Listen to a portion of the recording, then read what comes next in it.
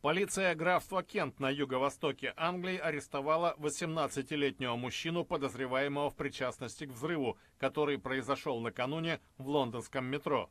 Он был задержан в субботу в Дувре и доставлен в местный полицейский участок. По словам заместителя комиссара полиции Лондона Нила Басу, арест имеет важное значение для расследования.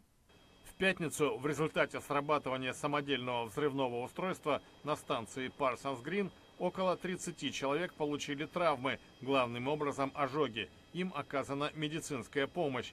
3 пострадавших остаются в больницах. К счастью, обошлось без жертв. Станция была закрыта, движение на значительном отрезке линии Дистрикт остановлено. Саперы и криминалисты обследовали платформы, пути и прилегающую к Парсонс-Грин территорию. В субботу станция возобновила работу. По мнению специалистов, кустарная бомба сработала нештатно. Она загорелась, а не взорвалась. Иначе последствия могли оказаться гораздо серьезнее.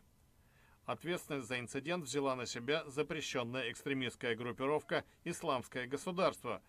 Как отмечают эксперты в области безопасности, она всякий раз заявляет о своей причастности к подобным инцидентам, независимо от того, имеет она к ним отношение или нет. Премьер-министр Великобритании Тереза Мэй заявила, что уровень террористической угрозы в стране повышен с чрезвычайного до критического, самого высокого. Охрану некоторых объектов, закрытых для публики, взяла на себя армия. Безопасность на общественном транспорте и на улицах обеспечивает вооруженная полиция.